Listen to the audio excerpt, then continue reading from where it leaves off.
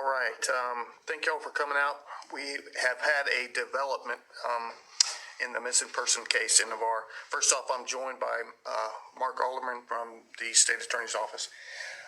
So Cassie Carli, who's been missing now for about a week, we discovered her body while executing a search warrant in Alabama. It was in a barn in a shallow grave. So it's not the ending that we wanted, obviously, but we're hoping to provide a little closure for the family. And also, as you know, as we reported earlier, the suspect is currently in jail in Maury County, Tennessee, on charges of tampering with evidence and giving false info reference missing persons investigation. Our major crimes unit, I can tell you this, I've never been more proud of them.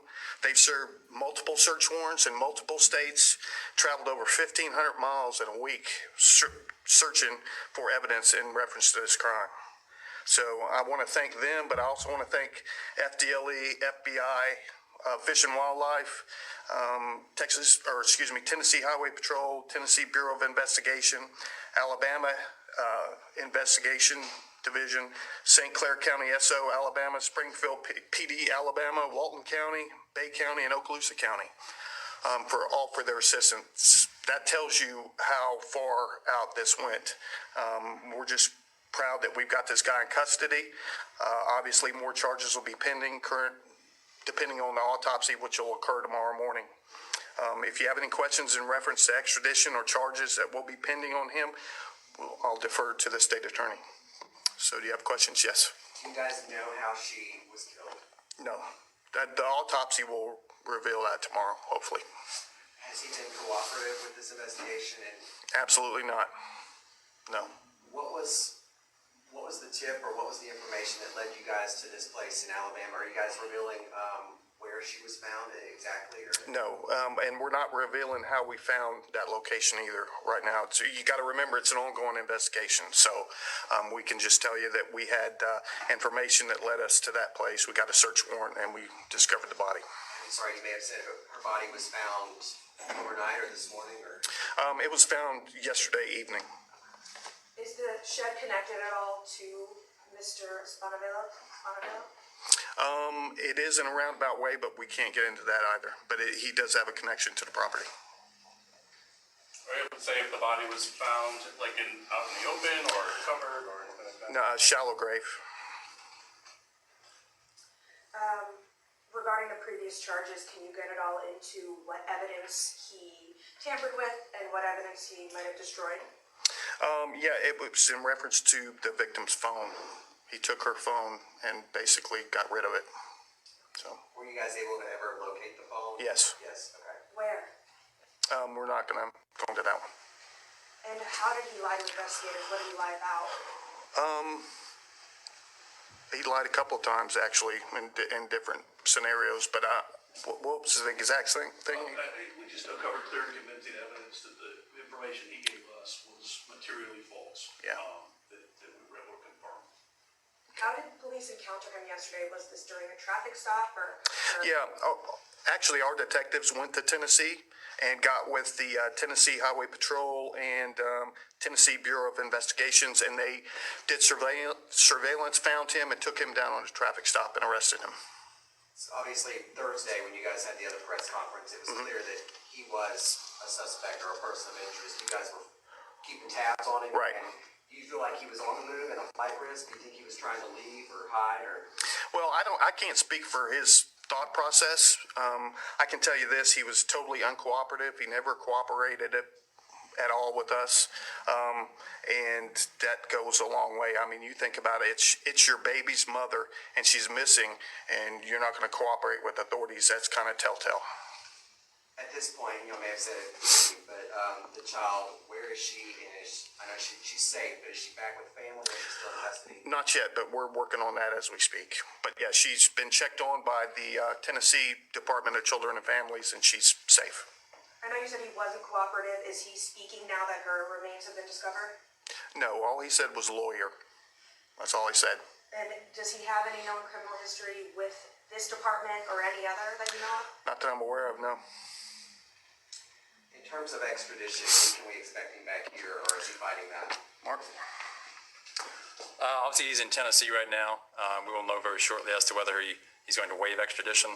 If he does not, we'll have to submit paperwork to the governor's office and do a governor's warrant. And that can take up to, that can be a process? It can be a process. Usually we have about 30 days to do it. But we should know within the next couple of days as to whether or not he's going to fight extradition. So if he is not waiving extradition, it will take a little longer.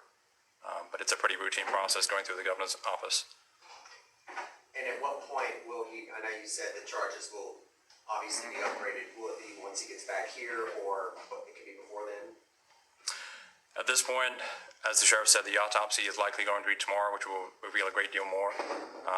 As soon as we know more, we will file the appropriate charges. And we've been in consultation with the DA's office in Alabama. And as soon as we know more, we'll figure out what to charge and where to charge it.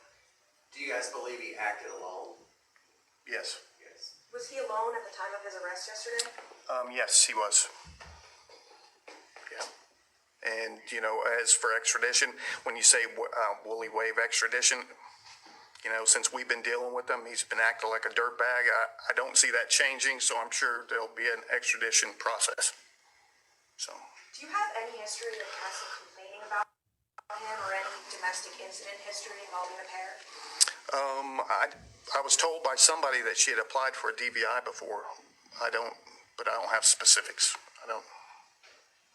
And just another question, the conditions of Sailor, was she unharmed, completely safe when you saw her last, and does she remain so? Well, we never saw her, but the Department of Children and Families in Tennessee are the ones that responded out and said that she was unharmed and in a safe environment. I know it was asked on Thursday, but do you Yeah. guys believe that the little girl may have witnessed anything or possibly could provide information for the investigation? Yeah, I mean, she's 4 years old, so I don't know that she saw anything.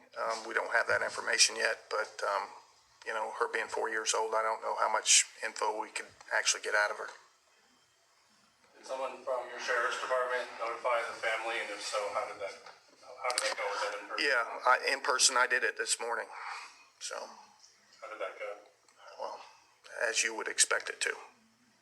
They're crushed, you know. I mean, it gives them some closure that they know where she's at now, but still, it's their daughter. I mean, you know, daughter and sister, and it is terrible. Was it difficult for you to do that? It always is. But I mean, she was a citizen of mine, so I'm obligated, and it's not something you look forward to do as a detective or as a sheriff. It's horrible. You had said on Thursday, when asked about the investigation, that the whole major crimes unit, Yes. I think you said 10 or 11 investigators, that was their sole purpose in finding Yeah. Cassie. Talk again about that, just the fact that you guys weren't giving up and that you did find her. Yeah, and like I said, they went over 1,500 miles in this investigation, multiple search warrants on cars, phones, houses, properties. I just cannot speak enough about them. You know, very little sleep, traveling all over the place. So we've got them in Tennessee, we got them in Alabama, Panama City, and they're all working as one team. And it came to this conclusion, which, you know, we hate it that Cassie has passed away, but it's good to get closure for the family, and it's good to keep this dirtbag in jail where he belongs.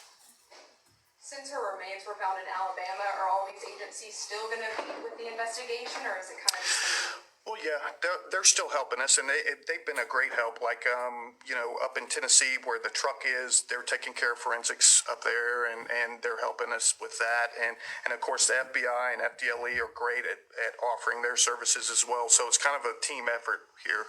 But we have definitely got a great case, and I think once the autopsy's done and you see the charges filed, you'll understand. But I think we have a great case, and I think he's either going to spend the rest of his life in prison or he's going to get the needle.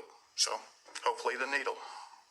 But So, you Yeah. said we're not able to know exactly where the child is. It's with DCF, or she is with DCF. no, she's not with DCF. She's with the family right now. But they've checked the family and they've checked the location, and she is safe. And sorry, another question coming in. Do you expect she'll be charged with murder?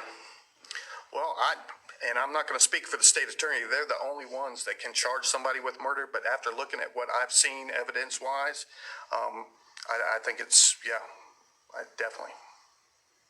Tomorrow, you guys think you'll have a cause of death? Yeah, the autopsy's done tomorrow. It's going to be done up in Alabama, I think Huntsville, Alabama. And once we get the results, that will be immediately forwarded to the state attorney's office, and we'll do what we need to do. Now, I'm sorry to be redundant, but No. just to absolutely confirm, this Sure. body has been confirmed as being Cassie's. Well, and when I say that confirmed, it's been confirmed by a tattoo. Okay, so it's not like dental records or fingerprints or anything, but it's a very, very, it's a tattoo in a place that normally you don't have a tattoo. And the type of tattoo has led us to believe that this is definitely her. That and the property coinciding with, the suspect, it kind of all came together.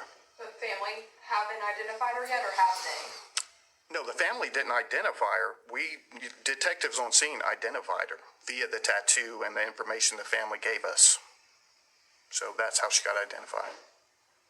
This is a pretty unusual situation, it being, them doing the custody exchange in a public place. Do you have any recommendations for other family members to do the same, or to go to a different location? Yeah, well, no, public place is always good, but, time of day matters as well. If it's dark, if they're parked in a secluded part of a parking lot or something.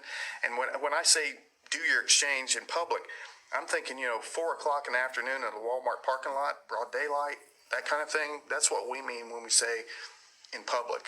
So it's just, if you have to exchange kids, I would say broad daylight, a big parking lot, lots of people, that's public. You Yes. said on Thursday that you guys were looking over surveillance videos. Some of it was good, some of it was bad, Yeah. dark, whatever. What has that been able to produce for the investigation? Are you guys still combing over that, or? We are, and there's other things that keep coming in. We get tips all the time about, hey, he was in this store or he was here, so now we have to go there and review video footage, and so it's ongoing. Just because he's in jail, it's not over until he goes to prison. Then it's over. So we're still doing a lot of investigating. Anything else? Thank y'all for coming. We appreciate it.